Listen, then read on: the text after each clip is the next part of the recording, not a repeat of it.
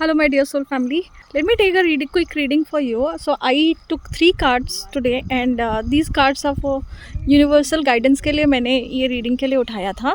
And these readings are telling me कि if in my collective, if some other kind of anxiety is going on in your life, अगर आप कुछ ऐसी चीज़ों से डर रहे हो जो बहुत ज़्यादा आपके बहुत टाइम से आपके लाइफ सिचुएशंस को प्रॉब्लम में फंसा के रखने जैसा फील हो रहा है, आप अगर होपलेसनेस वाले चीज़ों से जा रहे हो. कुछ लोग ऐसे होंगे जिनको रातों को नींद नहीं आ रही होगी.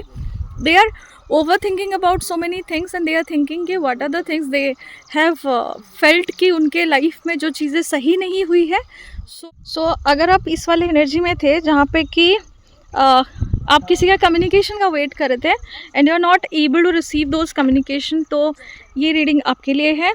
और for some people for this reading is कि अगर बहुत ज़्यादा रिस्पॉन्सिबिलिटी से आप दब चुके हो, आपकी लाइफ जर्नी में ऐसा है कि आप बहुत सारे प्रॉब्लम्स में फंसे पड़े हो, इतना लोगों का काम कर करके देख देख के आप थक चुके हो, ये feeling all the time burden वाला फीलिंग होगा, एग्जॉस्टेड फील कर रहे होगे, स्ट्रगल्स ख़त्म ही नहीं हो रहा होगा, हार्ड वर्क कर रहे होगे बट आपको अप्रिसिएशन ही नहीं मिल रहा होगा.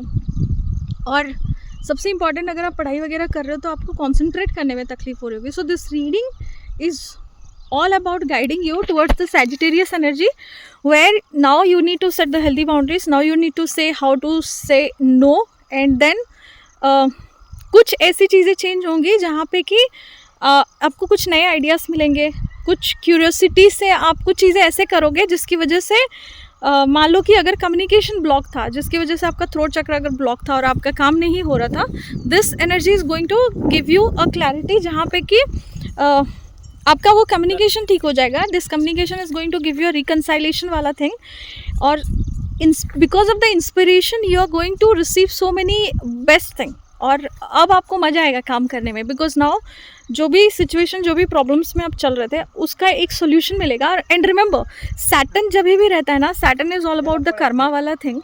तो अगर आप ऐसे सिचुएशंस में थे जहाँ पे सैटर्न की वजह से आपकी एनर्जी ख़राब हो रही थी, आपके कर्मास बैलेंस नहीं हो रहे थे, आप अगर सही चीज़ नहीं कर पा रहे थे या सही डिसीजन नहीं ले पा रहे थे, this is the time to do the right thing.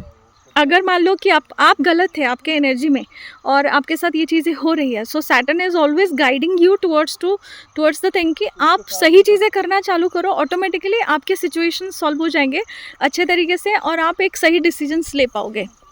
So this is your reading. और अगर आपको ये रीडिंग अच्छी लगी है तो do like, share and subscribe this channel and